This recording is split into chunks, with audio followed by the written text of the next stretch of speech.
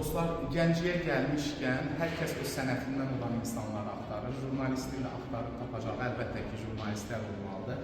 Mən Gəncənin artıq illərdir ki, yazıb yaradan dəyərli ziyalılarından Qərib müəllimlə tanış oldum.